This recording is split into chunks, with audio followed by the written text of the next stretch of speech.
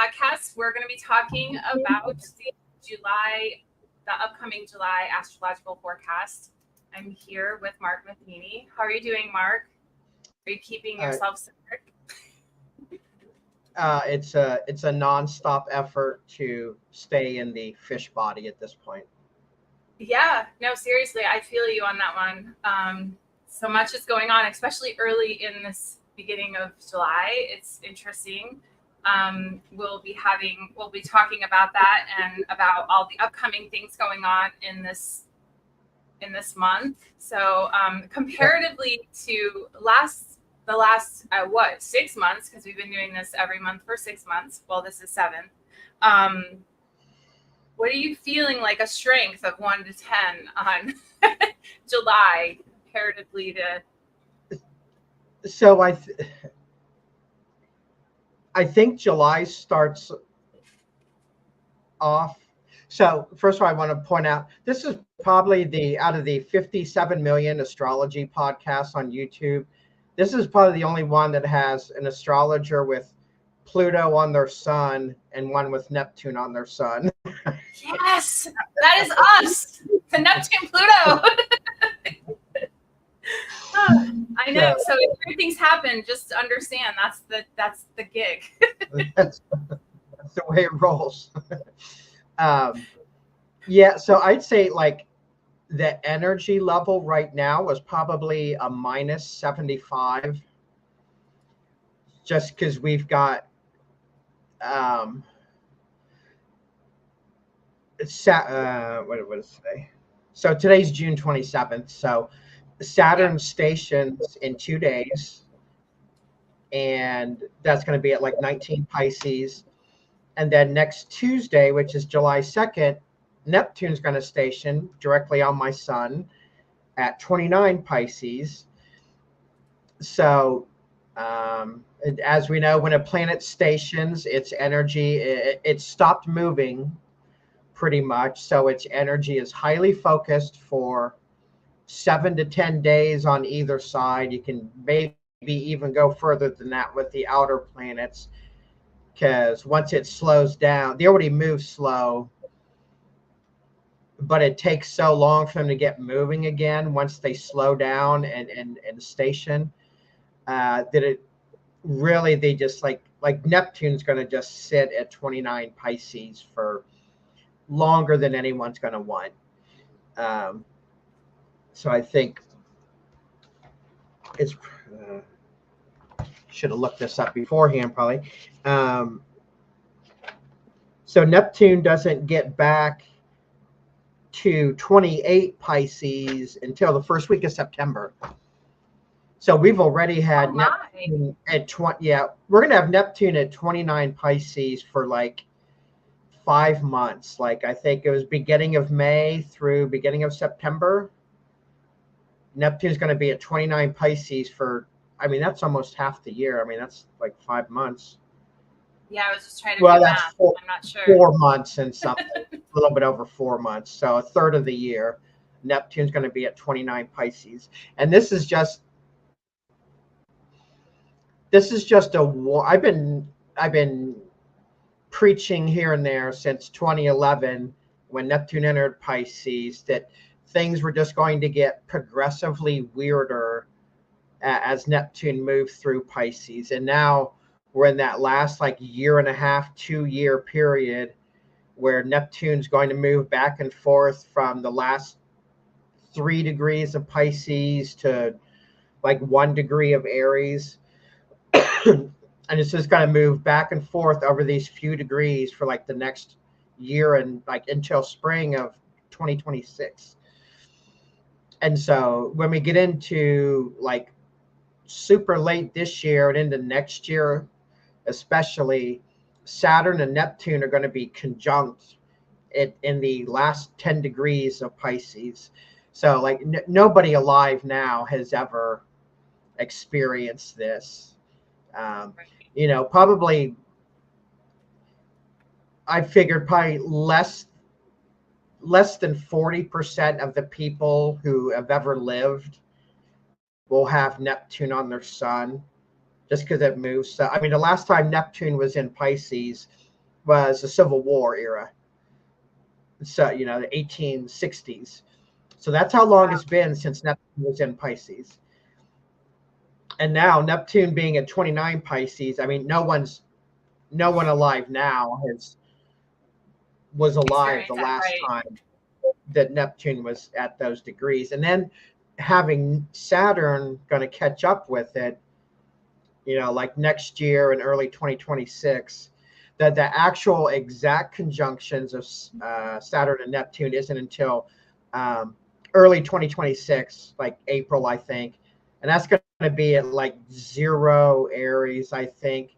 But they're going to be conjunct pretty much all of next year, you know, late this year through early 2026. So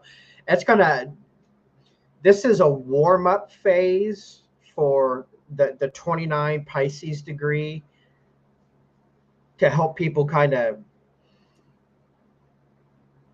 ooze into the black goo that is 29 Pisces, the infinite rabbit hole. So I'm just telling you, this isn't the highlight of this. This is just the warm up to clown world. And as we know, clown world has no peak. Clown world just goes exponentially to further clowniness. Wow. So the first time they actually make a conjunction, Saturn and Neptune, is that in 2026 when they actually, I mean, I know they're very close. But yeah. they do what Pluto has been doing to us this year plus. And well, that was me personally. I was gonna say and Uranus, but no, it's only offending me right now. Uranus is on my ascendant also. So okay, we can add that to the list of things. Well, actually it's starting to move away. Yeah, it's like we're the outer planet. That should be the name. Outer planet astrologers. But seriously, I think oops. I just realized my mic is all.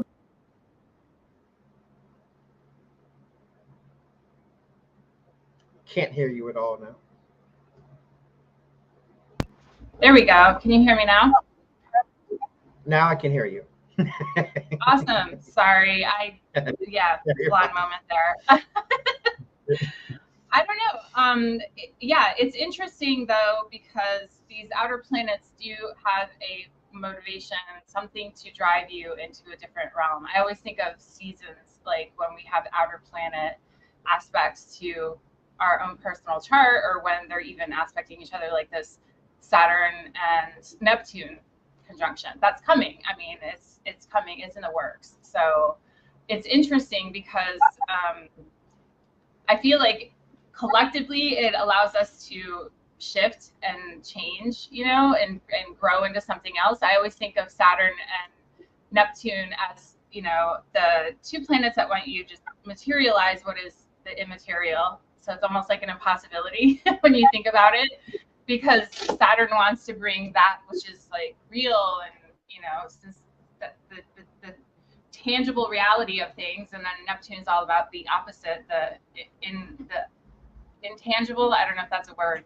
the non-tangible. So it's an interesting thing that it seems like we're going through collectively. When is the last time Saturn and Neptune were conjunct? Do you know? I can look. Oh, it's 89. I want to say 89. Yeah, that's not. Yes, yeah, that's correct. Yeah, 89. So I think so there was. 88 was the end of the Reagan era, I think.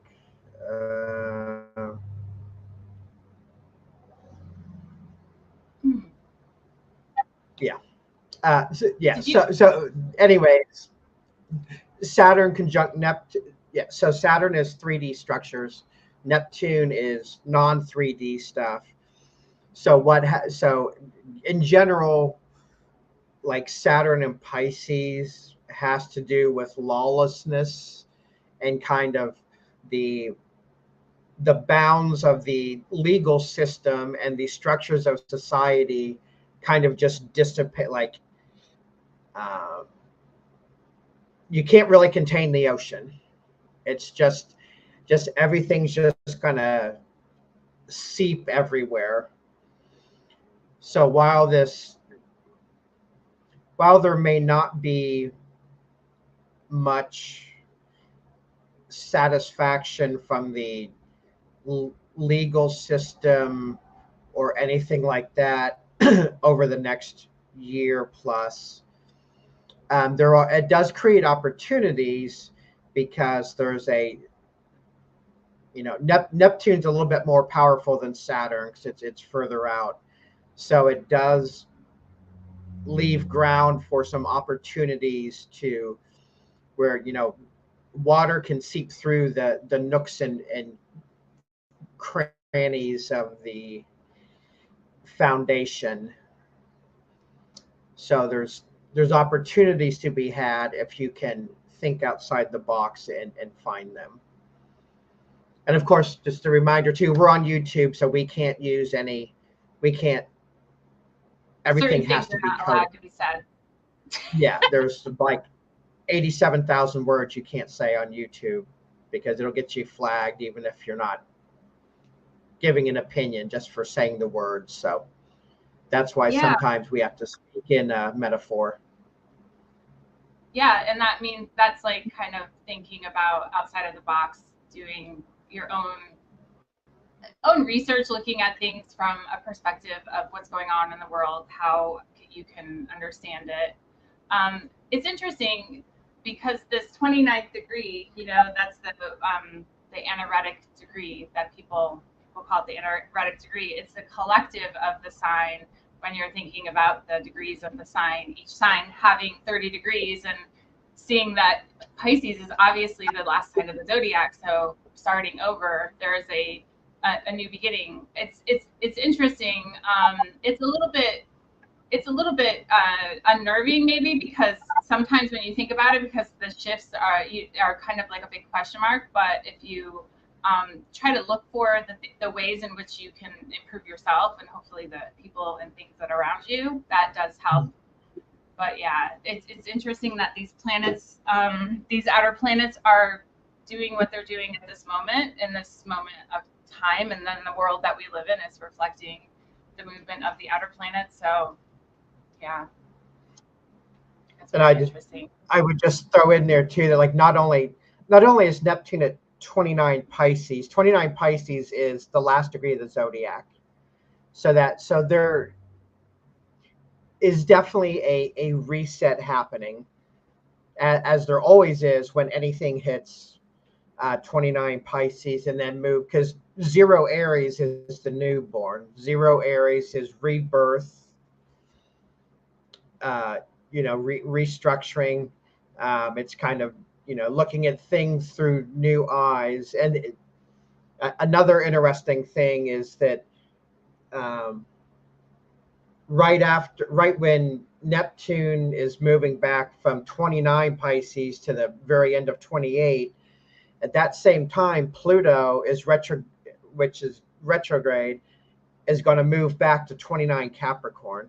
So we're essentially going to have Pluto and Neptune at 29 degrees, essentially, within a few minutes, 29 degrees of a sign at the same time. That's rare. That doesn't happen very often. Yeah, that's very true.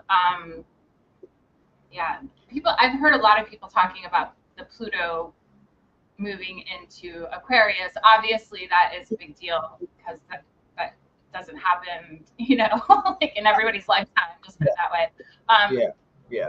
But I haven't heard a lot of people talking about Neptune. I know it's not quite moved into, Aries. It's not going to do that because it's stationing right now. It's going to go retrograde before it actually gets to 0 Aries. But I feel like they're both, they both have these pivotal big changes, potential for big changes, and the fact that they're both also going to be aspecting each other at 29 degrees in the same sign. Not the same sign, in the same degree of, a sextile. So it's like the never-ending something is shifting, what do you think about Pluto making a sextile to Neptune? Because I mean, it's doing that right now. They're a little further out. It's depending on what orb you use. 29 and 1 degrees. That's like close, you know. Yeah, they're not that far apart, and I mean any kind of like close aspect from any kind of aspect between two outer planets, that's where we get the great like juxtaposition of society and societal values. Those are really good. I'm gonna pimp somebody here real quick who's really good. So I love that book. Cosmos and Psyche by Richard Tarnas. Am I stupid?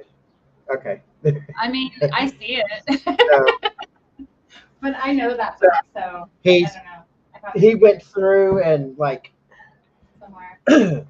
followed all the like outer, I don't want to say, he followed a lot of the big outer planet transits to each other and showed how like society and history changed during those time periods. And while we as allow me to speak for all astrologers everywhere. Go for it. Yeah, that'll never get me in trouble. While we use like tight orbs for like when we're looking at specific things, like when you're looking, you know, when do I buy a car or something like that, you know, I'm going to be looking for, you know, tight aspects. But when you're looking at like societal changes, like you can go really far with the orbs because it just, you know, Uranus, Neptune, Pluto, they move so slowly that it takes a lot of time for like things to unfold, because there's always like before a rebirth, there's a disintegration process. And we've kind of been going back and forth. I mean, we've seen the disintegration over the last, you know, 4 years, with the 2020, the Jupiter Saturn conjunction, and the huge lineup early in 2020 with all the 87,000 Capricorn planets. So, but it takes time for things to crumble. Right. So, it does. Yeah, and then that's a good point. The rebuild is even, you know, the rebuild takes a long time too. So the Neptune first will enter Aries on March 30th of 2025 is when Neptune will enter Aries, but it's still got another 3-4 month retrograde back into Pisces, like late 2025, early 2026. So we've got, you know, like 9 or 10 months before Neptune moves into Aries for the first time in, you know, 200 and whatever years. Yeah. It's wild because, like you said, it's something we've never experienced. Anybody living at this moment has ever experienced. And that book, I saw him speak in 2018 at the UAC conference. I didn't know who he was at the time, and one of my friends that I was with is like, "Oh, we're gonna go see him," and I'm like, "I don't know who he is," and I was trying to understand would I like him. Oh, I was captivated by him.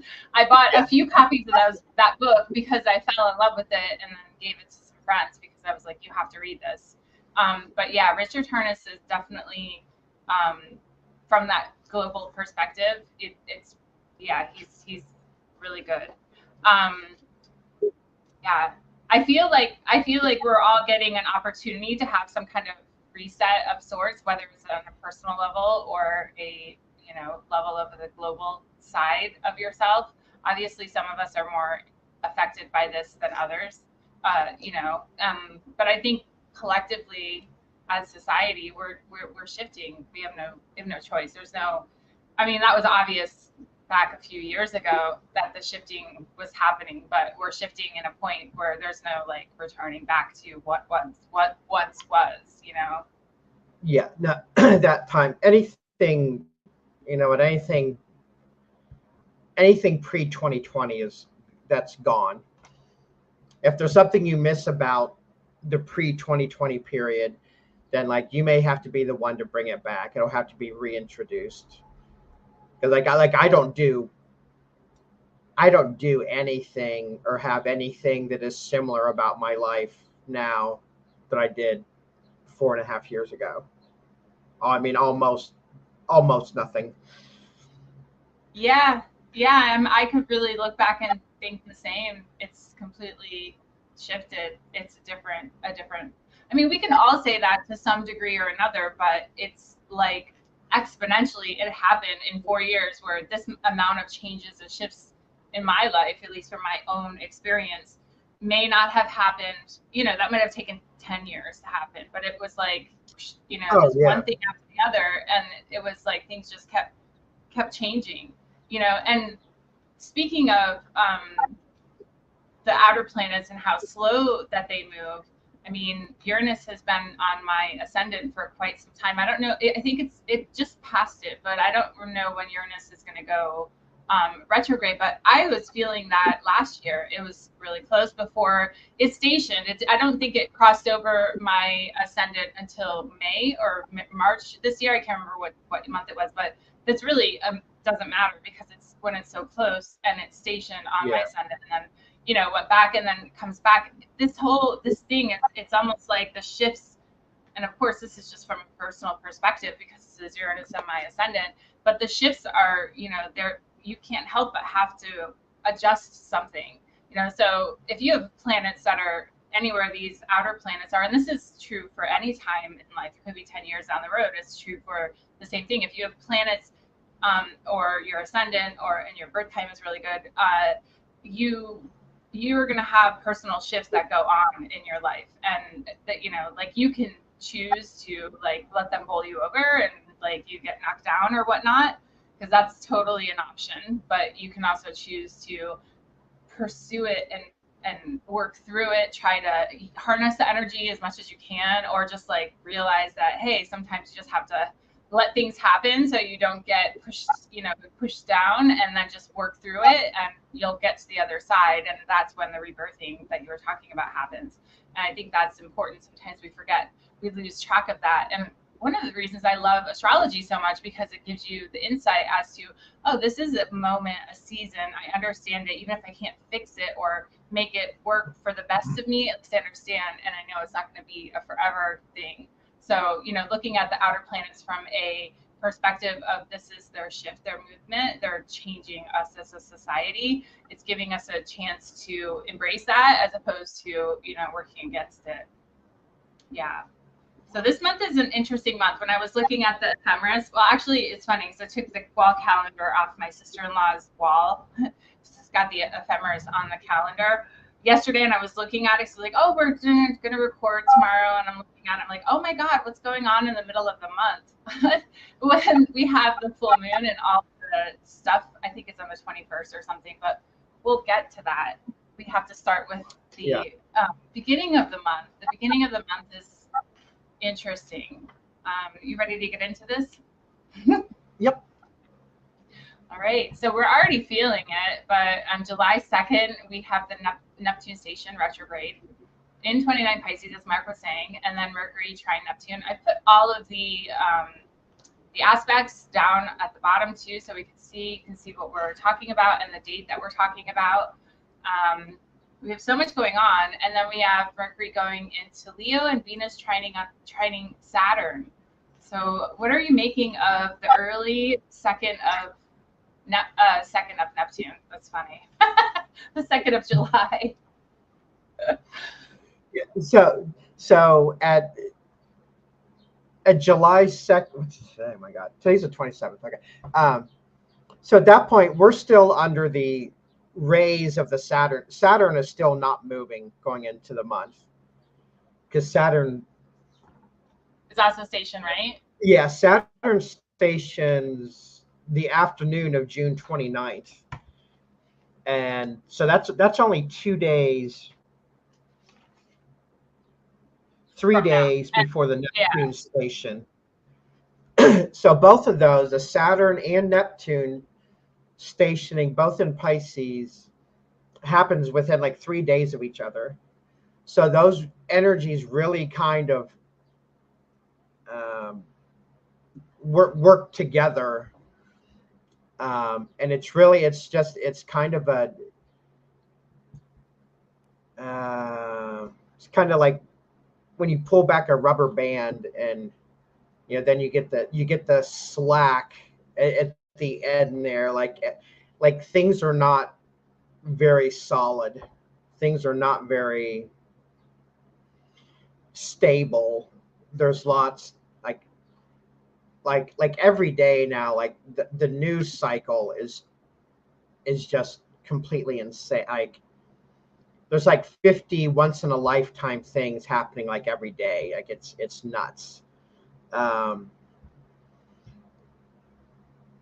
you think Yeah, that is so because we are like there's so many things happening in, once in a lifetime things happening, like 10 of them happening in a day or whatever? Do you think that's because in this society where we live now, it's so easy to find information? Or do you think it is because there's so many different things going on? Or maybe it's a combination of both? I mean, it's probably a combination, but I think there are more things like that have never happened before happening one on top of each other. We've had several high-profile court cases. Yeah. Julian Assange just got released. I mean, just look at all these weird legal things that are happening all on. I think the Supreme Court has like 6 major cases that they're supposed to rule on within like a 10-day period. Like that's. Oh wow, I didn't know that. Yeah, no, it's like you can't even keep up with everything that's happening. I mean, and just like weird stuff too. Like there was. You knew I was going to go here, probably. So one of the stars of Pirates of the Caribbean. So remember, Saturn's in Pisces, and so is Neptune. One of the stars of Pirates of the Caribbean just got killed by a shark.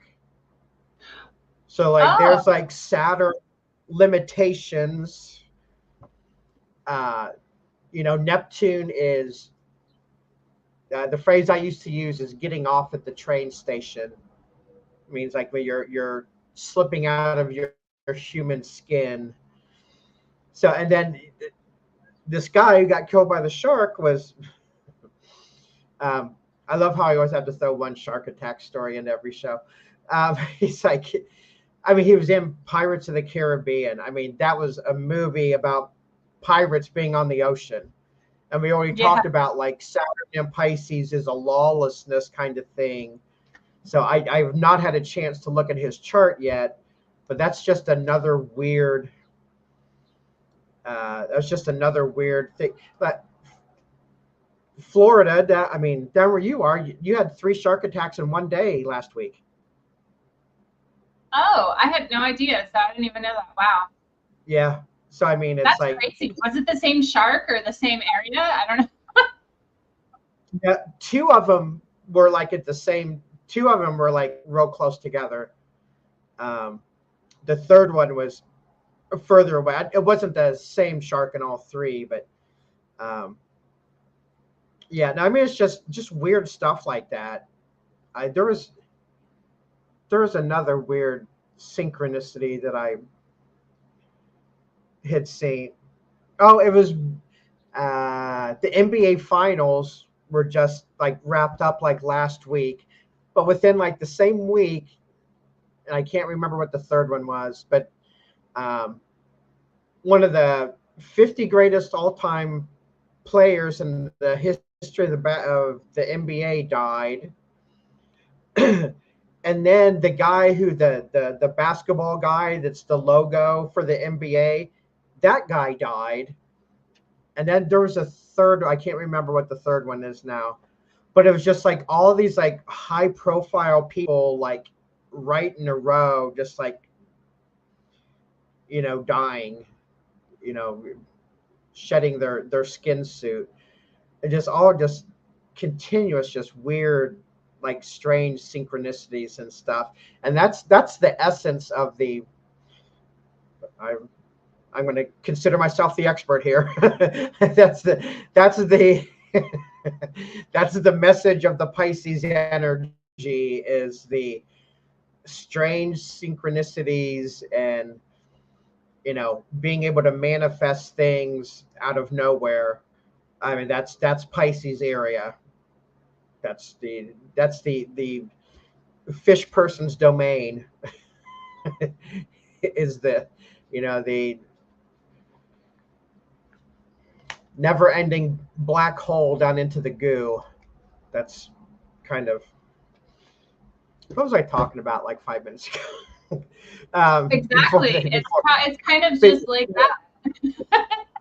Yeah, no, totally. Like I can intently focus on like one thing at a time right now, but like if I try to, usually I'm like a really like high level multitasker, but like right now, like I can't multitask. I can't do two things at once right now. Like I just like I get into one thing, I settle into one thing, and it's like I get agitated if I get pulled in 13 different directions at once, because like my brain can't handle it, because like Neptune's not close to my sun. Like Neptune is like It's on within your sun, like it's on my sun. Yeah.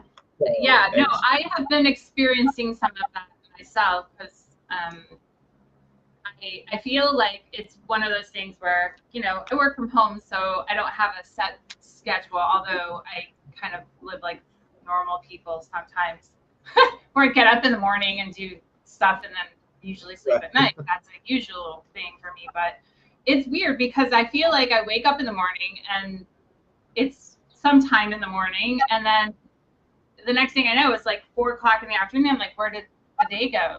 Did I just woke up? Did I even get out of my pajamas? Like it's crazy, because I feel like I'm somewhere lost somewhere. And I'm not the only one that's been feeling that. I was actually talking to a friend of mine yesterday, and she's not an astrologer. We're just talking, and she's like telling me the exact same thing that I just said. And it's like, this is really weird, because I feel like that too. It's been like that for time, and I wondered if this is having to do with the Neptune. Yep, Neptune. So that part of it is probably more the Saturn in Pisces, because Saturn rules time.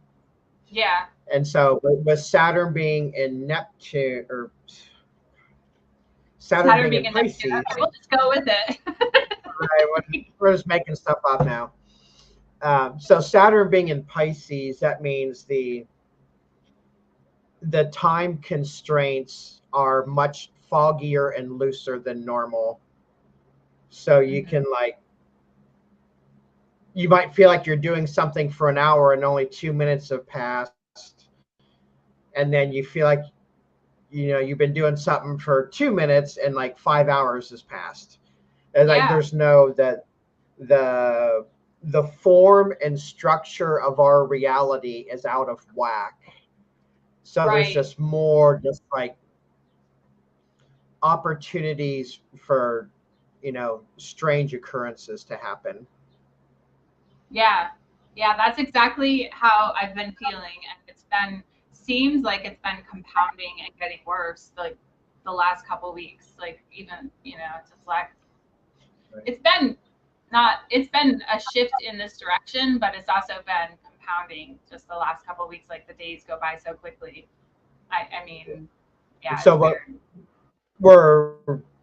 that's about when the ramp up to the Saturn station started, was like a week ago. The Saturn station's in 2 days. So I'd imagine, especially like the next not quite 24 hours, up until early tomorrow morning, like when the moon will conjunct Neptune early tomorrow morning, like between 4:30 and 5 in the morning. So like from here up until tomorrow morning, everything's just going to continue to get stranger and feel more dreamlike as we get to that moon Neptune conjunction with Saturn and Neptune both stationing. And actually, when we started this show, the moon was conjunct Saturn. So we started off talking about time, right? We started off talking about time almost at the beginning of the show. So there's that moon Saturn conjunction, talking about noticing how time is out of whack, and shark attacks, of course. Of course, we have to fit in the shark attacks. I mean, I live in Florida; it's a necessity. Yeah. Wow.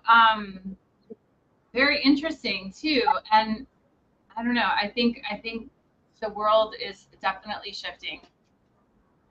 So I'm kind of happy to know. Oh, go ahead.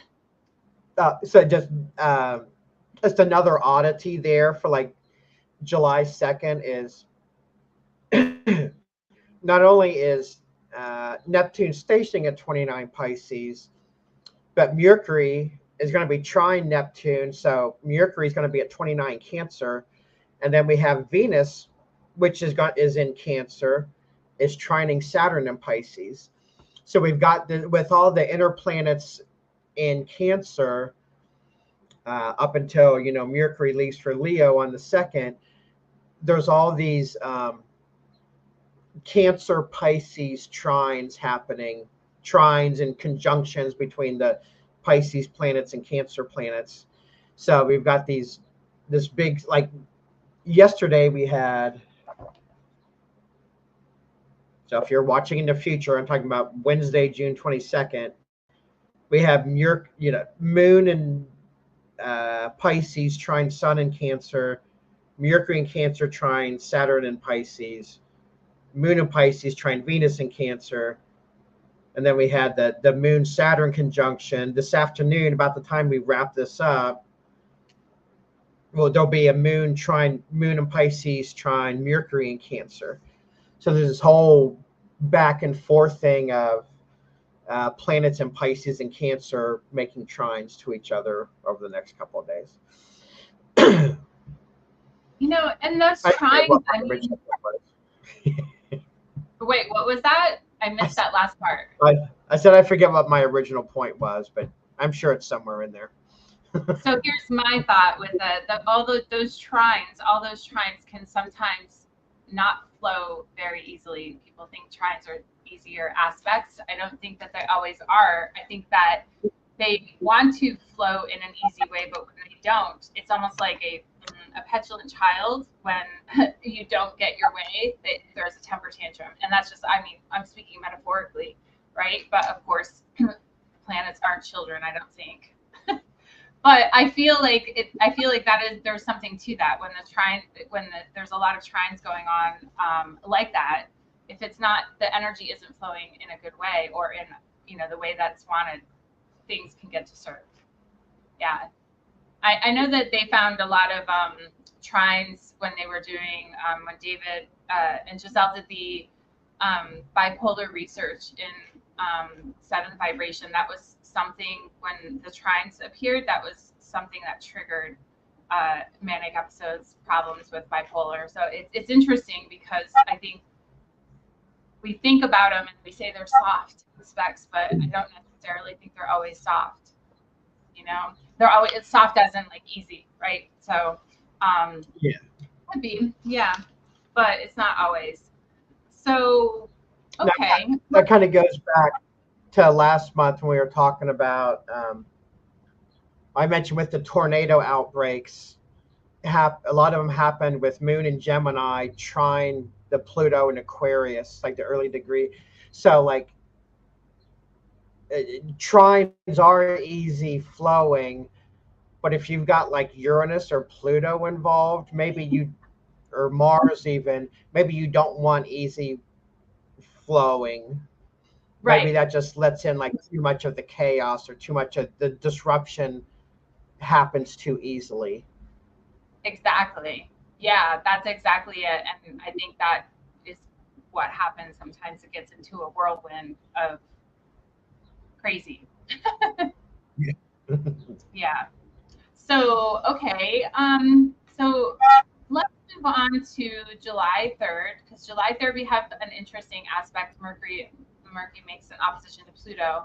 Fun, Mercury and Pluto. I'm getting so beat up by Pluto. I'm telling you, it's not just on my sun. It's also on my midheaven. It's at 1 degrees of Aquarius. So, um, yeah, opposite Mercury opposite Pluto. So Mercury moved into Leo the day before, and then it moves to an opposition. I think it gives us a chance to communicate things. Sometimes this communications might be harsh, might be difficult. I would watch the way that you communicate with people around this time, because it might be something that comes out that you didn't really want to. I think Pluto has this ability to uncover things for us, and that we have hidden. So if you have things that you don't want to necessarily open up and say, maybe just watching yourself on that in that sense. What do you think about Mercury when it's opposite of Pluto? I mean, I know it happens a few times a year, but it's definitely Yeah. So I usually look. I mean, Pluto is a something outside of your control. It's if you have a 9 to 5 job, then Pluto is something from the like head corporate office coming down that you don't want to hear. So yeah, so like Mercury opposite Pluto can be like uncomfortable conversations. It can also be like uncomfortable news.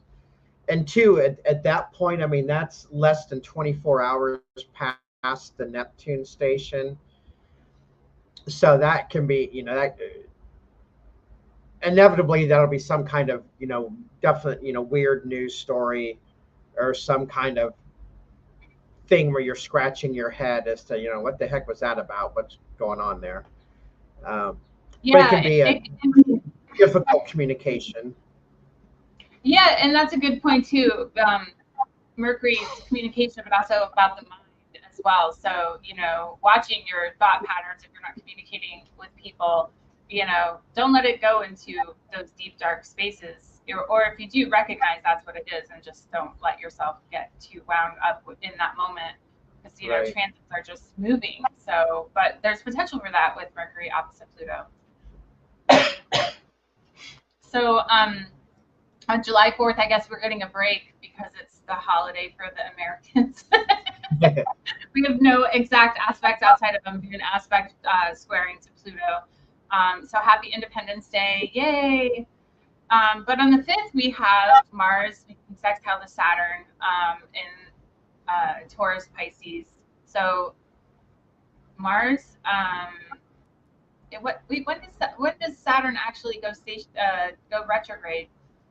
I don't think I put it in my list. That was the one. That's this Saturday. Oh, actually, it's before. Okay, so it's already retrograde. My bad. I'm like, why don't I see it? Because it already happened. Okay, so yeah, Saturn and Mars are making this sextile to each other. I always think that Saturn and Mars, when there is a feeling of when they're working together, when they're aspecting each other like this, there's a feeling of trying to go, but not being able to actually motivate yourself to move. And I feel like this way, specifically with sextiles, there's this desire to change because sextiles are more active, I feel, than like say a trine. But there's this desire to keep pushing forward to doing something, but it's almost like you're in that dream state. Do you ever have a dream where you're trying to get something done and you just can't seem to get your crap together enough to actually do what you're trying to do in your dream, and you wake up and you're like, oh my god, and you're in like a panic? Yeah, it's kind of feels like that to me. Yeah. So if you can get those two to communicate, that's good sustained effort if you're able to get those two to talk properly. The only problem there is that the Mars is in Taurus, which has it's a very good consistent energy once you can get it up and moving, and the Saturn is stationed in Pisces. And Saturn's still not really moving at that point. I mean, it's starting to, because that's about a week after the Saturn station, but it's not up to its normal speed. Right. But you're right. I think if the two were to work together, sustained effort is a good thing to think about. Is there a way that you could think about how someone might be able to get those two planets to work together as opposed to being a struggle from each other? Yeah. So I have Mars in Scorpio. I don't have Mars in Taurus, but my Mars in Scorpio is retrograde and in my first house. So I'm a slow starter, like not a morning person. I really cannot stress that enough. I get up early, but I am not until I've had my coffee and stuff, and I have witnesses to this, I'm not in I am not in my body in the morning. I've got to have my coffee before I'm able to function. I can do stuff on autopilot. I can take the dogs outside and feed animals and stuff, but I'm not I'm trying to figure out how I got ripped out of dream world in the morning. So it's yeah. So I think the easiest thing is to not think about it. It's to just start doing something and get going, and then especially with all these Pisces planets stationing and stuff, once you're in the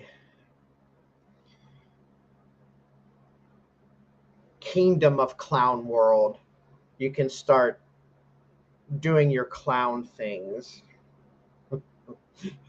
it's the fear of going through the gate of clown world that will keep you from engaging in from engaging in clown world. But if you just kind of go in and get into it without psyching yourself out, just kind of start doing something before thinking about it. Because if you think about it, then you just start playing head games with yourself.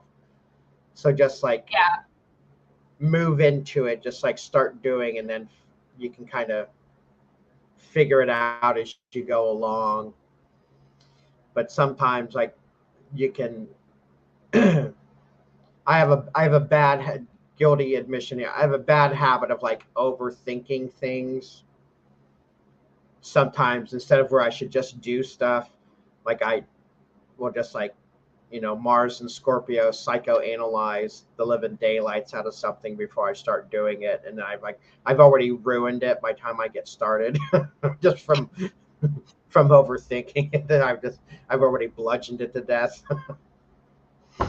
It's funny that, just going back to you saying about how you are in the morning with your Mars, it takes a lot to ignite the movement of the day, if you will, and how you mentioned you could feed animals. I have Mars and Taurus in my 12th house, so I don't know if I'm worse than you or not, but I'm gonna say that I have a very hard time getting moving in the morning too.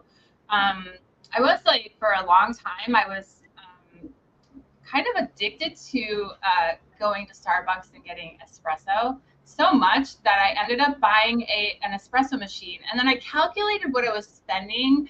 And seriously, I paid for the machine from what I would have been spending at Starbucks in 7 months. So that's just, and I don't drink that much espresso, just a couple shots. But honestly, until I do that, I'm liable to do really crazy things. I'll put the cat food accidentally in the cup of coffee and realize, what am I doing? I feel just just dumb things like that, because my brain just isn't, I'm trying to do autopilot, right? But then my brain just isn't completely clicked into everything, and my, you know, my energy, I guess, in that sense, because I'm just not together. But then once I have the coffee and I get, like, I usually drink my coffee and then just sit till it hits me, till it's for a little bit, you know, for a few minutes, and then I'm like, okay, now I'm here, I'm in the body, you know. So it does take me a while to do that, but I think that's definitely something that happens with me. So it's interesting, because I think when you have these aspects like that would maybe perpetuate something like that, Saturn and Saturn making that sextile to Mars. I think that, you know, looking at it, maybe there's something in the idea of taking your time, making, you know, steps forward, kind of preparing yourself. That's how I've helped myself kind of work through that, is get myself ready in the evening for when I wake up in the morning. I don't really have to think. So I kind of try to structure myself like that, you know, where the autopilot isn't so confusing, or like the, you know, the cat food stuff will be ready for you to give it to them, and then the coffee's over here, so you're not mixing them up or something like that. With the idea of it does happen. And so I don't know. Yeah, so that'll be a fun Friday for us, and that's next Friday, on July 5th. And then we move on. Let's move on. So we move on to the 8th. So we have a couple of days where we don't have any exact aspects outside of moon aspects. Is that moon? Yeah.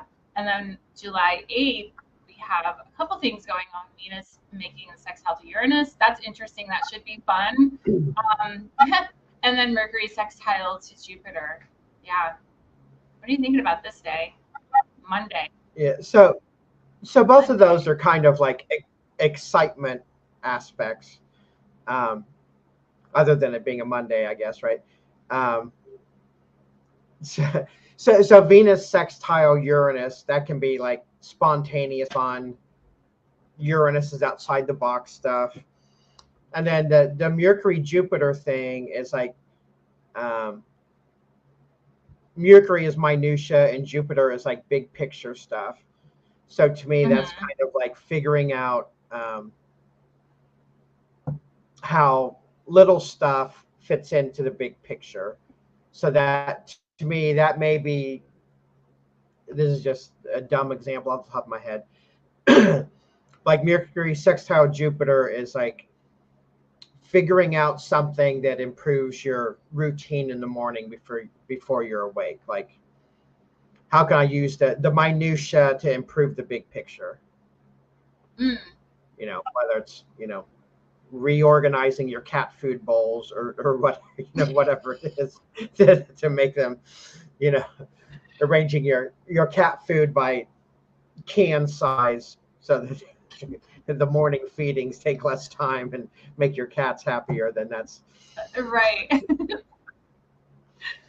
Yeah, no, I always think, and I think about Venus and Uranus, I think about have fun, but don't try to when, I don't know, when you have Venus and Uranus, it could be a fling of sorts. Don't try to make the fling last forever. And this could be a fling like romantic, or it could just be a fling of like excitement, of fun that you're doing, you know, whatever that happens to be. Whatever that you feel like attracted to, that's the Venus energy, right? And so don't enjoy it in the moment, because it may not last forever. So if it is like a romantic fling, it'd be, you know, enjoy it in the moment. Just don't expect that attractive person that you flirted with that in that moment, or that person that you, or that thing that you liked doing that you felt really joyful about. Don't expect that to be your next, you know, your next career or something like that. I feel like keeping that in mind allows you to like enjoy it a little bit more. So I mean, I know that's a Monday, so you know, but I always think Venus and Uranus are not necessarily, they just don't have the longevity, but they have a lot of potential for joy at the same time. So we'll be joyful on the 8th Monday. Just get guilty admission to just like the inner plane, you know, Venus, Mercury, the sun, that kind of stuff.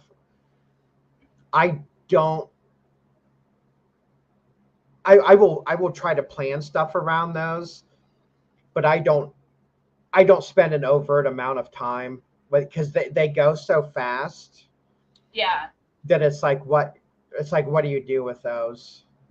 Exactly. Almost, like by the time you figure out something fun to do or whatever, then like that aspect's past. Yeah. Yeah. Exactly. Like live in the moment, kind of thing.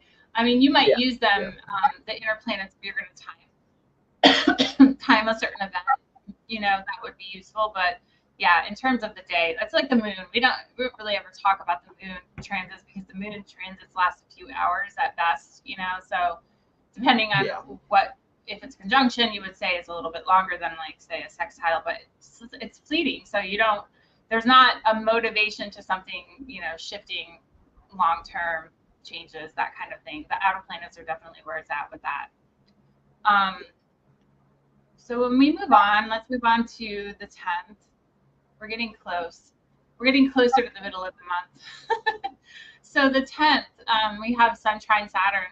Sun trine Saturn gives us an interesting energy with the Cancer Pisces energy. What are you feeling about Sun trining Saturn? It's maybe the ability to plan something, the ability to make something materialize from everyday life, kind of bring it into the reality. I don't know, with the Cancer Pisces energy, maybe not. Yeah, so I have a lot of the Cancer Pisces energy in my chart. So I like, to me that looks pleasant, but to me like Sun trine Saturn is it's catching up on work or a project or something, restructuring something that makes your life easier and flow better. Whether it's you can rearrange your cat food bowls for the third time. So that would be a Sun Saturn.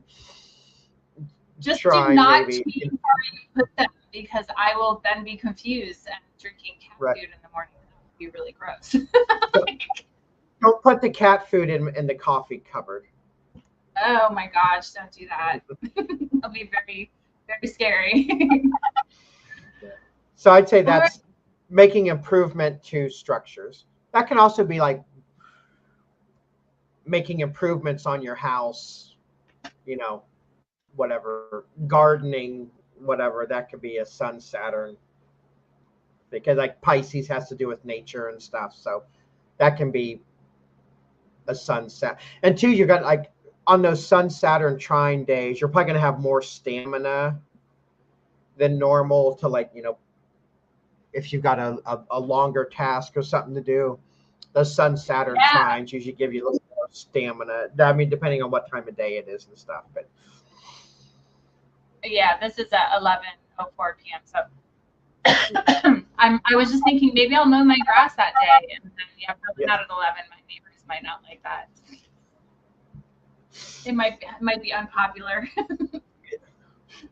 Okay. But we're all unpopular somewhere. I mean, right?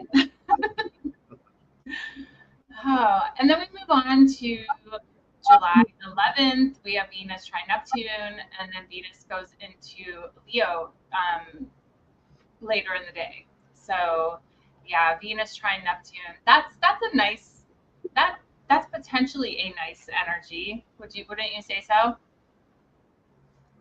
Yeah. So like Venus is like pleasure and creature comforts, things you like to surround yourself with, personal values, morals. And then Neptune is like, spirituality, or, up through daydreaming, that kind of stuff is all Pisces area. So like I would not pick that day to do something like some grueling, tedious task. But like that's something to, that should be a fun aspect,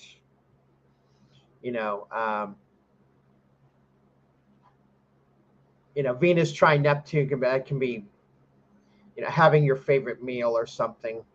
I have Venus in Taurus, so I equate Venus with food, just because. And also Venus is ruled by Taurus, so Yeah. Cancer, and so like I'm definitely going to have something good to eat that day, because that's Venus at 29 Cancer, trine Neptune. So that's going to be a good food transit, because it's Venus in Cancer. There you go. And then when what would you say Venus is happy in Leo? The energy of Venus in Leo, it's happy. I don't know, because Venus is more earthy water, right? Than fire. But it seems like Venus would be happy in Leo. I think Venus is happy in Leo as long as it's unopposed. So I think Venus is opposite. Venus and Leo will be opposite Pluto on the 12th. But I think that that's probably fine. It's just like, I think Venus and Leo can be very jealous and whatnot. Like, possessive, yeah. So just personal note, like, I know that I'll have to give all the animals equal attention that day, because like we've got one that's a Leo that if she's not the center of attention, she gets angry. So I know that I'll have to make sure and, dole out the attention to the animals so that nobody feels left out that day. That's hysterical. Is that your dog? Yes, that's the infamous Stella. The infamous Stella. Oh my gosh. So she gets jealous. My little Aries gets, and I want to say she's like right at the beginning of Aries. I don't really know her birthday. I'm guessing because I just found her one day, my little Luna. But she's super. Yeah, she's super. I think she's super like. It's all about me. So she seems very Aryan, not instead of dreamy like Neptunian kind of energy. But yeah, she's a little jealous girl. And she's the baby, so she wants to think she rules. So that's interesting that your animals will need specific attention on that day. Then we have a fun, exciting, I'm kind of being sarcastic when I say that because I don't know that Mars conjunct Uranus and Algol is all that fun and exciting. It seems kind of scary. No, I shouldn't say scary. That maybe is putting it lightly. Yeah. So what are you thinking about this? Algol, by the way, if you don't know, Algol is a fixed star. So it's a star, if they call it the demon star. Yeah, Algol is it's a interesting. I've done some research on it. I haven't done extensive research on it, but I'm very curious about Algol. So what do you think about Mars conjunct Uranus that day? What crazy stuff's gonna happen? Yeah. So that energy is actually popping up like a few days before, probably about a week before that, we're starting to feel that. So just a quick Google search of Algol. It's located in Medusa's head in the sky, in the Perseus constellation. So the name Algol means head of the ogre, and it is called the demon star. It's also called Satan's head. Algol represents the head of the Gorgon Medusa. And it is so this is one of those weird astrology things where Algol has to do with beheadings. And I have looked at multiple how do I not sound like a goal here? I've I've looked at multiple charts of people who have like been beheaded and stuff, and they all had, there was things happening with Algol, or Algol was prominent in their chart at that time. So I think it can also be the removal of a figurative head, like, you know, Code word. yeah, sorting through the Rolodex here. The head of a corporation or something being removed.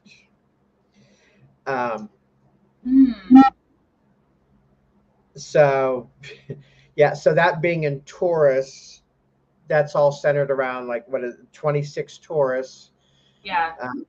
So that, like that, Mars, Uranus, and Algol are like, they're not loosely conjunct at that point. Like they're, the three of them are, they're conjunct. So there's a window there, definitely a handful of days on either end. I would not be surprised at all if there were some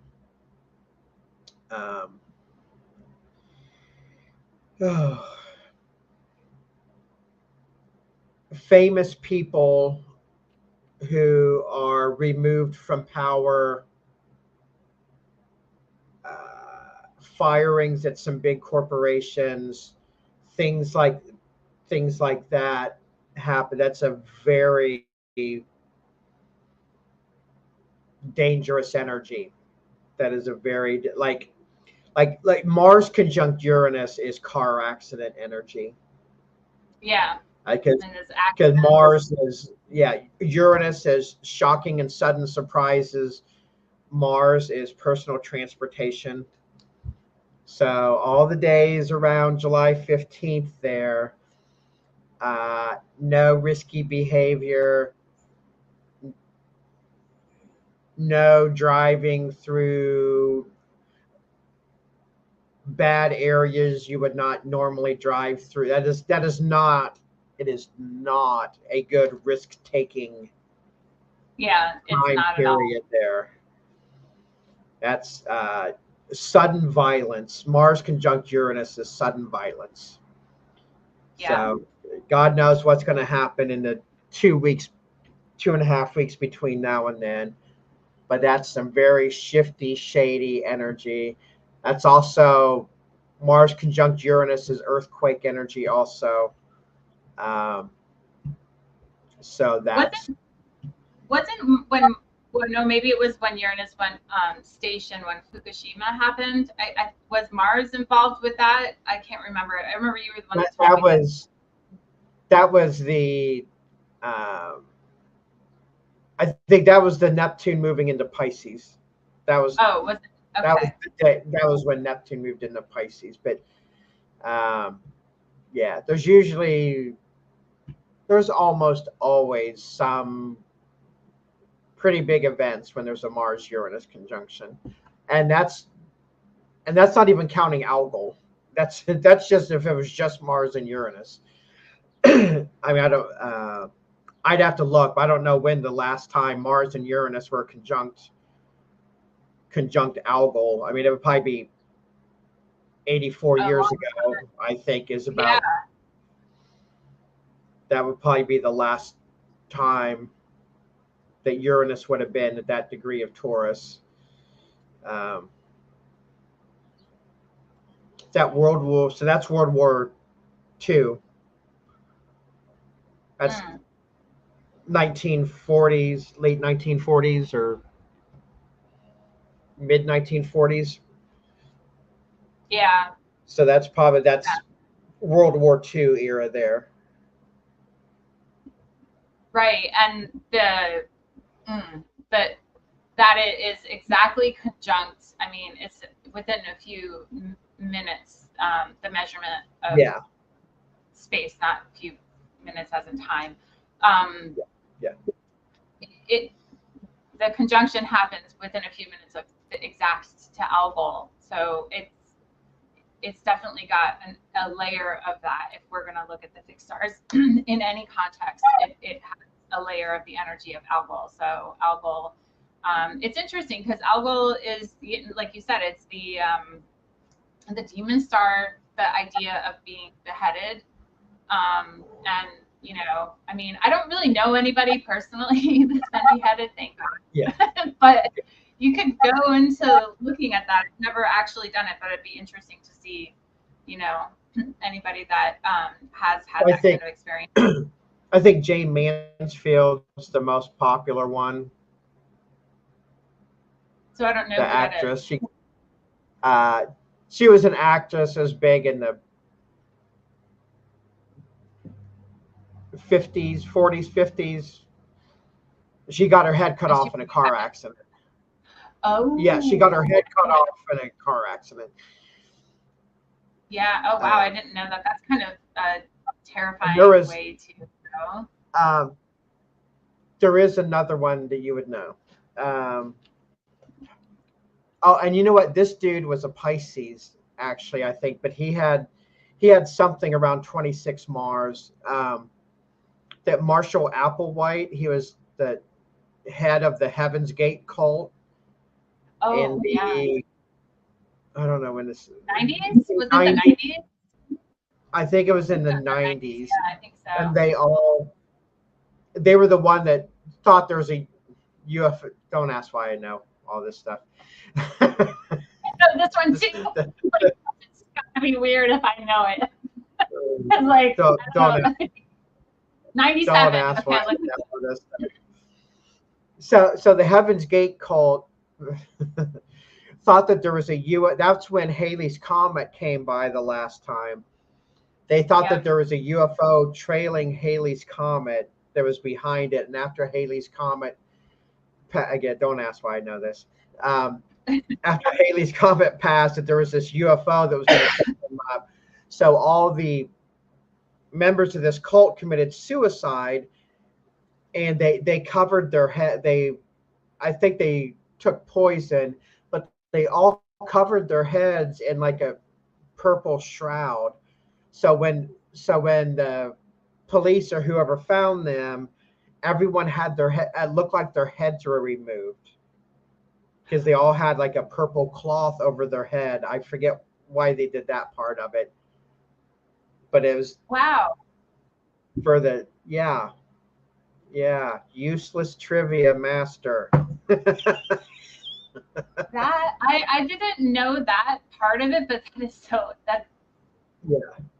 wild. So there was Algol had something to do with Marshall Applewhite's chart. I can't remember off the top of my head, but there's other examples too. I think one time I may have just started Googling stuff to find people who'd been beheaded, and like everybody, you know, as you do. So, but everyone that I stopped to look at, oh goodness, had Algol doing something in their chart. Okay, we should probably best move along. Interesting. Probably. I mean, Algol got us stuck, but I guess that's true. Yeah. Before I dig this hole any deeper, we should probably just quietly move along. There's nothing to see here. We have a few free days there from July 15th to July 18th. And then the sun makes a sextile to Uranus. That will be a high energy day. It happens in the morning, so it might really be a high energy day. It will for me. I know that. What are you thinking about the sun making a sextile? I know it's a quick transit, so it's just like one day of something. And, you know, Uranus kind of sparks us, right? It sparks us to do something, some kind of motivation. So, yeah. So sun sextile, I'm never going to live the beheading thing down. So sun sextile Uranus is just like some sudden, like, sudden news.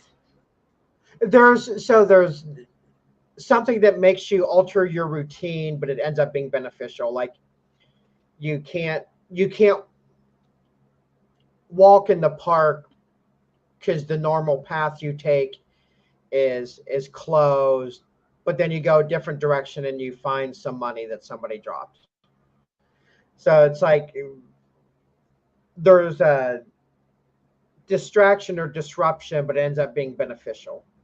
Or there's traffic, there's an accident on your way to work, so you have to go a different way, but you end up finding a shortcut that actually gets you to work faster. It's like kind of like an unexpected or you go into work and the company's bought lunch for everybody. There's some kind of little, surprise or something beneficial that you didn't expect in the first place. Yeah, that's definitely, so it might be a fun day. It might be a fun event, something that unexpected that happens. That's good. At least a disruption from the routine. Yeah, that makes sense. The spontaneity is a word that I always associate with Uranus. So something spontaneous happening. We move on we're getting to the middle of the month. So July 20th, Mars sextile Neptune, and then Mars enters into Gemini right after that. It's so interesting because all the planets that aspect Neptune, then they're like, okay, we're out, we're done with Pisces, like leave into the next sign. Yeah. We're just preparing ourselves for the 21st, though, with the Mars sextile Neptune. Mars is, I don't know. There's this Mars trine Pluto on the 21st. I don't know.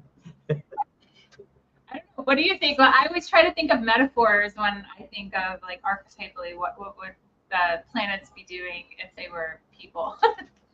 Mars sextile Neptune boiling water. I don't know. What do you think? Right. All right. So I like the Mars sextile Neptune. I like to think of putting physical energy into a spiritual pursuit. So you got Mars. You're putting some physical. Maybe it's redesigning your astrology studio. Right, like you're putting some effort, some 3D energy into your spiritual work. Makes sense. Or like Mars sextile Neptune too. That's a good day for a hike or a walk in the woods or something, to where you're using some energy and you're doing something out of nature. That makes sense too. Yeah, that makes sense. And that Taurus Pisces energy as well. Yeah. And that's my half birthday, so that'll be fun. I will get to do something. I always try to do something around my half birthday because, not that I celebrate half birthday, but it's a shift in the energy, reassessing yourself till the next 6 months till you get to the solar return type situation. And then we have the fun and excitement that happens on the 21st. We have full moon, yay! And it's the second full moon in Capricorn. Venus making a sextile to Jupiter, Mercury square Uranus, and the Sun trine Neptune. So we have a busy day on the 21st. And I think there's one additional one also after that. There's a Mars Pluto trine in the evening also. I think if you go to the next. Maybe I missed that one. Oh. No. Maybe there's that. It's possible. I cut it out. So there's a Mars Pluto trine at 11:47 in the evening at 0 Gemini Aquarius. So you've got the second full moon. What day does that happen? Second full moon in a row in Capricorn. Mercury square Uranus, Sun trine Neptune, Mars trine Pluto. And almost all of that, so like the full moon's at 29 Capricorn. The Mercury Uranus square is at 26 degrees. The Sun Neptune trine is at 29 degrees. And the Mars Pluto trine is at 0 degrees. So that means we've got 1, 2, 3, 4. We've got 5 planets and luminaries, all at like between 26 and 0 degrees, all on the same day. So yeah, so that's a tremendous amount of energy. I promise you, the first Capricorn full moon, like right after the sun went into Cancer, like that was brutal. That was a handful of brutal days in a row there. There was all kinds of crazy stuff happening. And two, so I guess we're gonna have to break those down into bite-sized pizzas. I do want to see. Oh, duh. So where's the? Yeah, the moon wanna is see even what- gets involved on that day because it conjuncts Pluto. So wait, am I doing that? Yeah. Am I saying that right? Yeah. Well, and the sun and moon are both at 29 early in the day. Yeah, It's- early in the day, right? Exactly. Yeah, and then the moon will be. Where's the full moon after that? I want to make sure there's.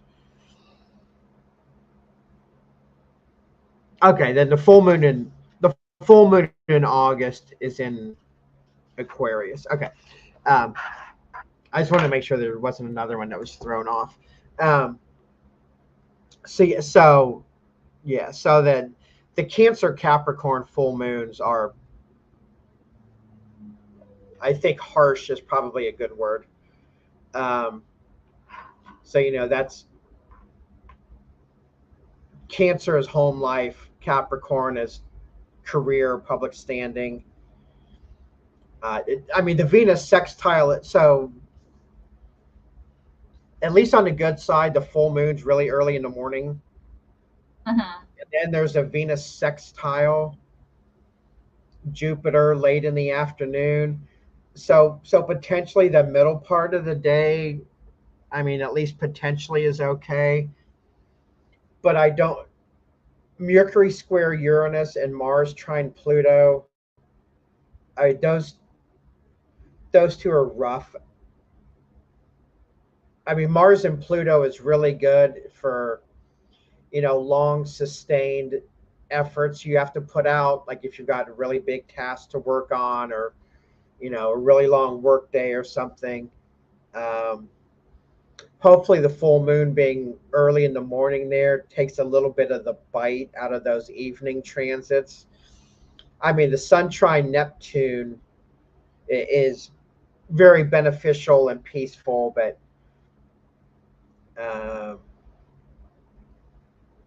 to me that's a lot of chaos in the evening. Mercury square Uranus and a Mars Pluto trine, that's a lot of chaos to deal with. Probably in the my 2-cent take on that day is like mid-morning, maybe till like early afternoon is your sweet spot there. I would not try to cram 8,000 things into that day. My feeling is everyone's going to have their hands full that day, because that's just entirely too much energy for one day. So I would say focus on the tasks at hand, try to get what has to be done, try to pre-work that and get it done early part of the day. You may have other things to deal with in the evening. Like, to me, too, like Mercury square Uranus is like bad. That's a bad traffic day, especially whether like Mercury in Leo and Uranus in Taurus. That's usually like traffic is really bad. There's lots of accidents and stuff.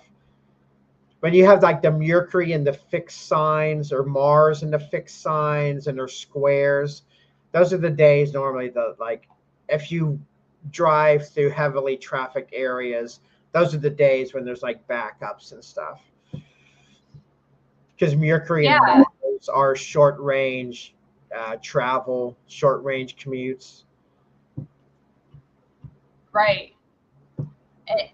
It feels like, I mean, have you actually looked at the chart of this day? Because it's so colorful. I'm going to try to pull it up here. If I can. But you know what? At least that's a Sunday and not a Monday. At least that's not a normal work day. I should have looked at that beforehand. That is and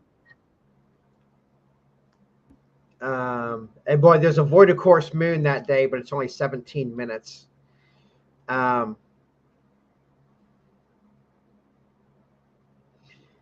So I'll adjust that a little bit. That's probably a day with lots of activity on up through the evening. So that's not going to be I'm going to go to bed at 7 o'clock that night because I'm tired. There's a lot of energy. Yeah, because you know what? There's so much stuff that day I couldn't even get it all in there.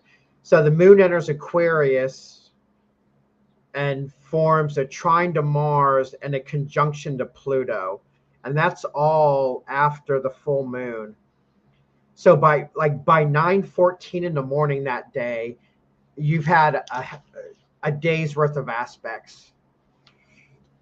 Yeah, this is the chart of the full moon. I don't know how I was going to be able to share this, but I was able to actually pull it up.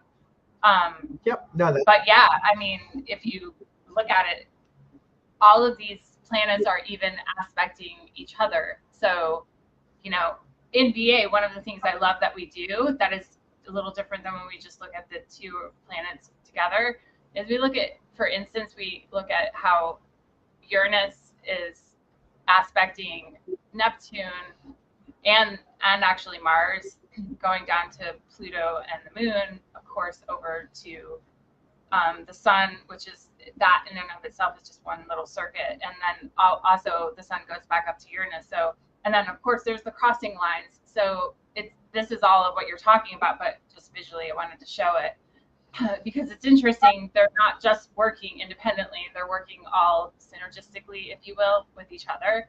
So it's not,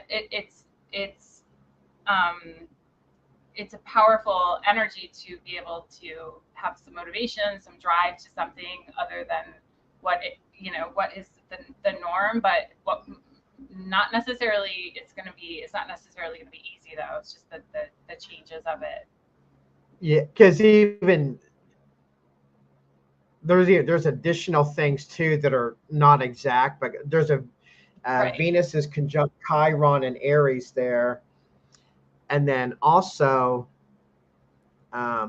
it's out of sign, but so yeah. Not only I think you mentioned this a minute ago. Not only is there the full moon, but then the sun is opposite Pluto also.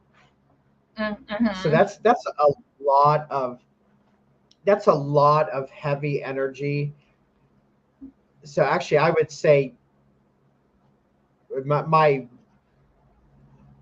going to say probably my initial thing that I said was probably correct is like go hard early in the day and try to siphon off some of the difficult energy because there's a lot of it. The Sun Pluto oppositions can be difficult, and then Mars is still conjunct Uranus. It's out of sign, but it's still conjunct. But there's just electricity in that day because the moon's going to be in Aquarius most of that day because the full moon's really early. Yeah, this is the exact moon. Yeah, full moon chart. So obviously it shifts throughout the day. I just pulled up a screenshot, but so I can't shift it. But yeah, this is early in the day. 6:16 in the morning? But it's so interesting because if you see it, the moon and Pluto opposite the sun, but also like with the Mars energy as well. I mean, not to mention Neptune, but it's a motivation to doing something. some kind of shifts that are going on. And it's interesting too, because they said this is the second full moon in Capricorn. I mean, the one that was last month, was it exactly in Capricorn or exactly? Yeah, no, it was like 4 days ago. Oh. Yeah. So there's definitely a shift that happens, and like a progression of it as you go on. So yeah. So like June 21st or something was probably not quite. Yeah, no, it was last Friday. So 6 days ago, it was Friday, June 21st was the first full moon in Capricorn. Yeah. And interesting. Then, that was right after the summer solstice. That was the day before. Yeah. Wow. So, well, this will be it'll be interesting to see how this month unfolds here. And the pinnacle obviously is the 21st of July. Then we move into the next day when the sun moves into Leo. See the sun, all the planets are like, hey, Pluto, bye, Pluto. I'm out of here. It's leaving. It's kind of funny. I mean, the sun in Leo, obviously the sun's happy in Leo. It's content there. It rules over the energy of Leo. So welcome to the summer. So that should be a lightening of as much as the Cancer energy is, warming and motherly and stuff like that. It can feel like it can be really heavy also too, because like Cancer is probably the most emotional sign, I think. So I think while that's usually like a feeling good time, and there's also there can also be like a lot of heavy energy. And so sometimes that sun entering Leo can be a kind of a break from the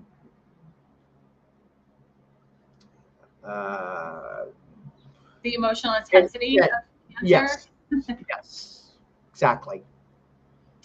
And then on the 23rd, so that was on the 22nd, the 23rd, it moves into an exact opposition to Pluto. So I mean, hello, we're still getting this. Getting this shift that keeps going on. It's just unfolding. And that's kind of due to the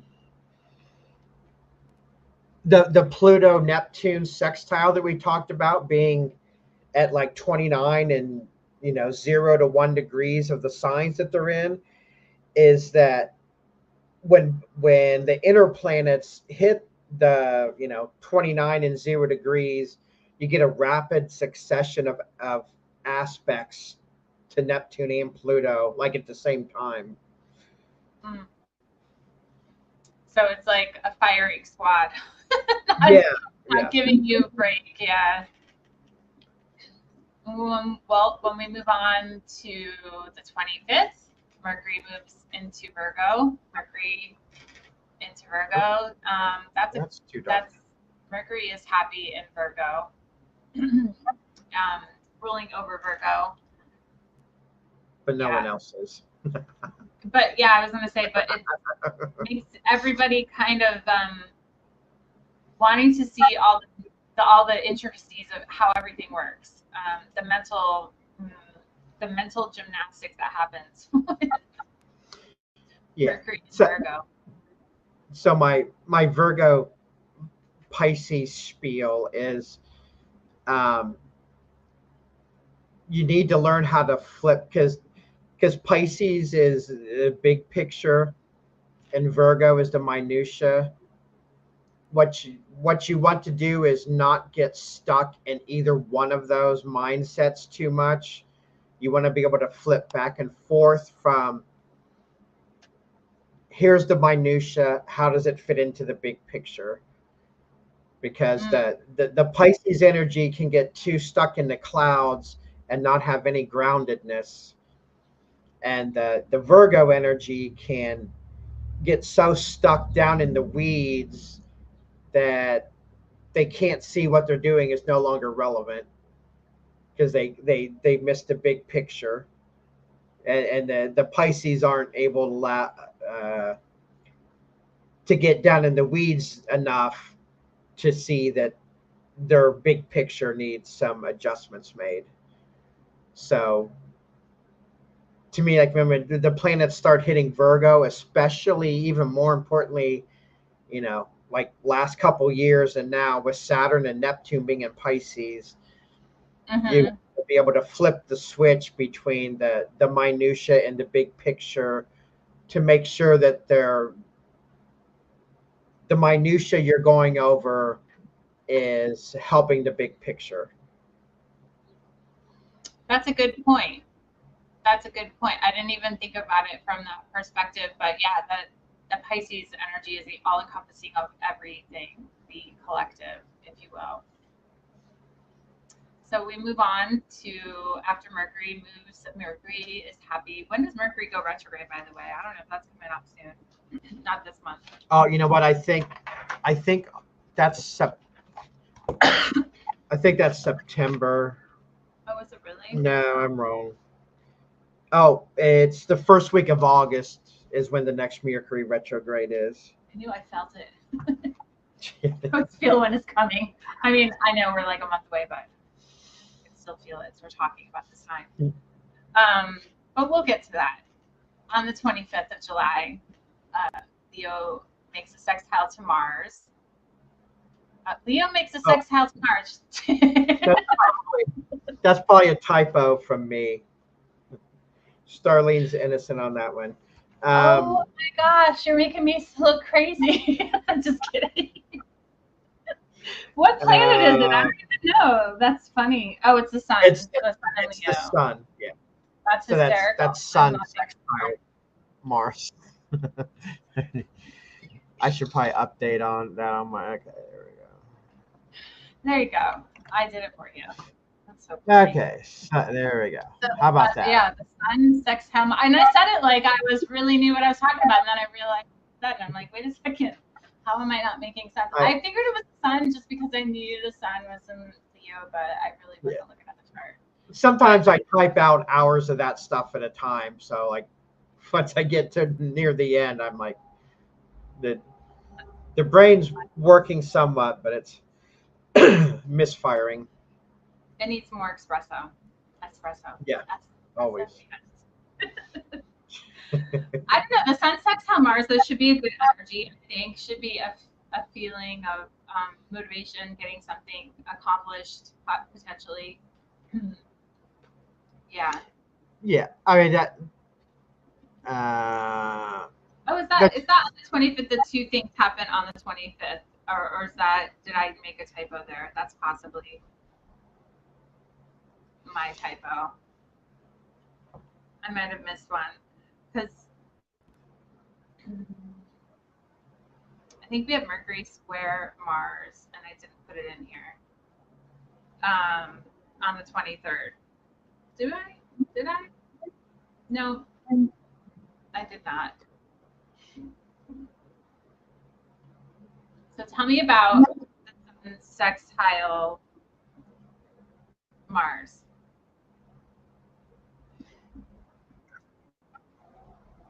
Oops. There we go. Yeah, so Sun sextile Mars is, I think, exuberant energy. You're able to put your life force into whatever you're working on. And then, yeah, I mean, on the 26th, Chiron goes retrograde. How often does Chiron go retrograde? Is it once a year? Yes, I believe that's correct. Yeah. I believe that's correct. I don't ever really pay attention to Chiron station retrograde. I really don't pay enough attention to Chiron overall, probably. How long does it stay in retrograde? Do you know? I believe it was 4 months, but I could be a little bit off on that. Okay. That What kind have of, you noticed? from Huh. that. You cut out there. You're going to repeat that. Oh, well, what have you noticed? Can you hear me now? Can you hear me now? Okay. Okay. Yeah. Okay. Yeah. So I mean, Chiron is it's the wounded healer energy, but to me, Chiron transits bring up things that need healed. So to me, that's an opportunity to look back at previous traumas or things that need fixed. If you don't have anything urgent like that, then that's a way to kind of reshuffle the deck, like kind of reorganize things. Kind of, Chiron has to do with holistic thinking, holistic feeling. So as we get older, we have the different alters. Things get separated off from our consciousness. It's a way to kind of reel things back in, and why don't I do this anymore? Why don't I do that? It's kind of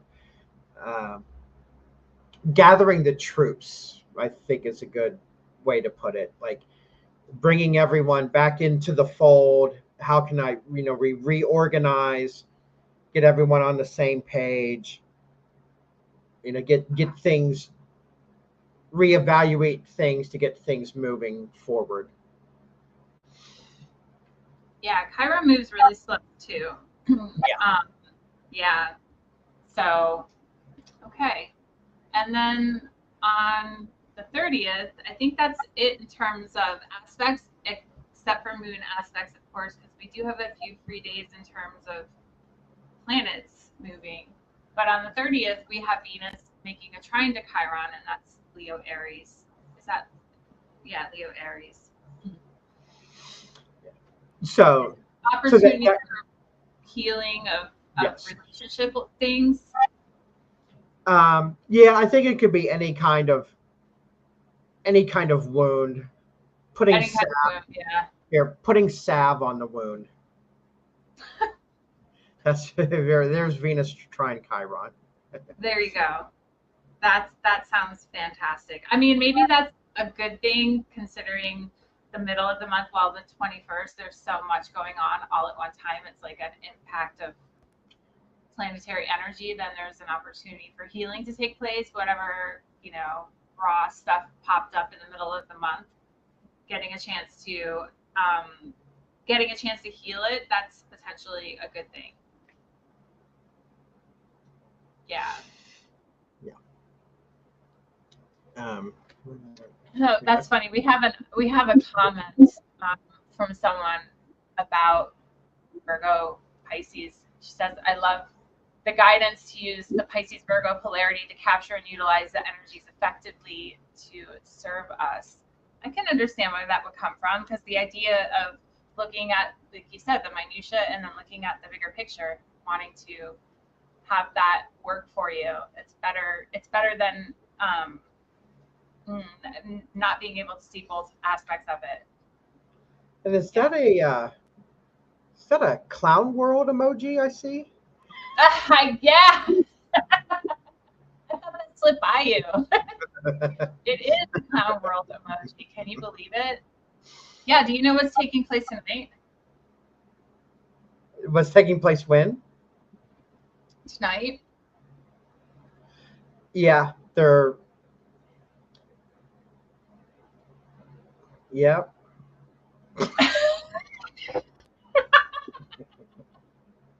That was awesome. Yes. I'm interested too. I'm gonna actually go to a little party. Oh my goodness. Are you? We're gonna. Yeah. There's literally nothing I can say right now. Yeah. I caught you off guard. Is there going to be any drinking games involved? Yeah, we're gonna probably watch Crowder, so probably, yeah. I think Crowder's gonna be drinking, so we might. I don't know. I might end up spending the night because I think I think Robert Phoenix is doing a live stream on Rumble. I think I'll probably get my clown world information there. I was going to say your hat. Clown world hat. My clown shoes, I believe. Those are important. You know, those are definitely important. Yep. I think it will be interesting. I mean, I sometimes think I would love to be a political commentary person. Oh my God, did I just say that? But, you know, then I think people will hate me. Because no matter what I choose, what I decide to share with people, they're going to hate me. So it's okay. I'll just accept. I'll be the astrologer and let them love me. I'm kind of the theory that it's all going to be green screened and that nobody's even going to be there. Really? What is going on today? Okay, wait. Today's the 26th, right? So what aspects are actually going on today? The prevailing aspect is the Moon Neptune conjunction, which is at like 4:30 tomorrow morning. So, you know, after 9 o'clock tonight, the Moon Neptune conjunction is going to be the right. So there's, oh God, maybe I need to learn another language so I can't be shadow banned. Yeah. So. Oh, do you speak Pig Latin? Some kind of deception will be prevalent, I think. Interesting. It will be interesting. If nothing else, I think it will be interesting. And I agree with you about the green screen. There's potential for a little bit of shenanigans. Shenanigans. That's a good word for it. Shenanigans. Clown jokes. No. Yeah.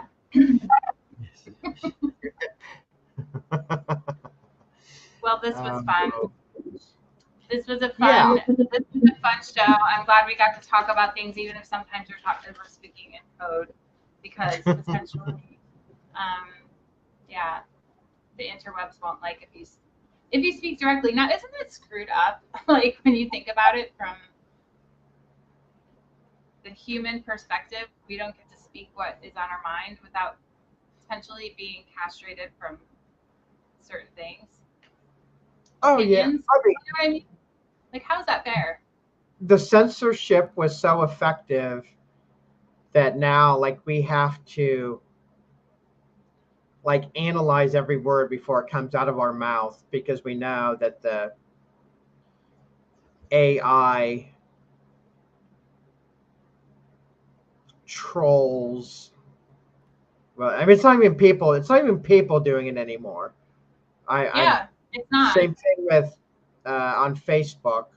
Oh yeah, did you see that?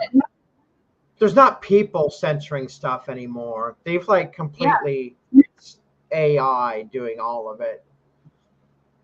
So which is why I think it was, like innocent people will get posts banned that are like not even like saying anything.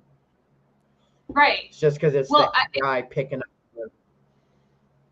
I think it might have actually been X and not Facebook, because I don't spend a lot of time on any social media platforms, because I just think it's, I don't know, it's not a good use of my time, put it that way. But I had a friend of mine send it to me, and it was, I don't even know how to log into my X account, because like they've decided that my password isn't what it is, and then I go through this loop of trying to get in it. So it doesn't really matter, but I could actually, so you can't really look unless you're logged in, but I could look at what was sent to me, and it was, you know, whatever the post was about, and then underneath it was like what the AI has to say about the post, and it was like interpreting what the post means. Right. To me, it was ridiculous, because it's like, what? Like, I didn't ask your opinion, AI.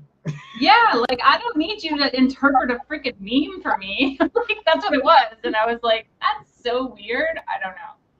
I think that's strange. I don't know. It's like you can't use your brain. I have to chuckle when I see people questioning how far AI going to go and if they're going to have AI take over everything. And it's like, we're already past that. We're there. Yeah. We're beyond that. We're clearly at the point now of how can we use it for good, and we're past the point of are they going to turn it loose? It's the dogs have been released. So when I first started playing with when I first came out with ChatGPT, I was like just trying to see what it was gonna tell me. Like curiosity, you can't help but be curious. Maybe you can. I was curious, and I had this conversation with. I say conversation with it, but I said to it, well, I could just essentially unplug you so you could be gone, and it argued with me and debated with me about why I wouldn't want to do that. And I'm like, but I actually rule you, and then because I can pull the plug. That's what I could do. I'm human, could do that, whatever. But it's interesting because it had an opinion on what, and it seems to do that. The opinions of it, it's not necessarily looking all on fact. It looks at the opinions of whatever has been programmed to look at. So I agree with you though, in terms of, we're already there, and they snuck it into us. If you want to think about it from like a bigger perspective, a Piscean perspective, for years, most people have used things that are like spell checkers, right? So a spell checker essentially is an AI type of thing. It's a rudimentary version of it. But if you're just using a spell checker and everybody has a spell checker on their phone, it's looking at what you're saying when you type something incorrectly and it wants to tell you what you're saying, and that was the start of it. And I use this program. It's like similar to Grammarly, if you know what Grammarly is, way back probably like 6 months ago. No, I'm just kidding about that. Maybe it was a few years ago before all the AI stuff started happening. But Grammarly would just spell check things. It would underline it, right? And I used another program. I started using it probably 3-4 years ago, before all the AI started taking out. It's called WordTune. Works the same way, right? And then all of a sudden they started taking it where you can highlight the whole sentence and it will give you a new sentence saying what it thinks you want to hear. And then you can even highlight the paragraph. Now it will you just say, write something about whatever, and it will just write it, just like, so it's kind of like this evolution of the AI being seeped into our lives, whether we like it or not, and that's just one example of it.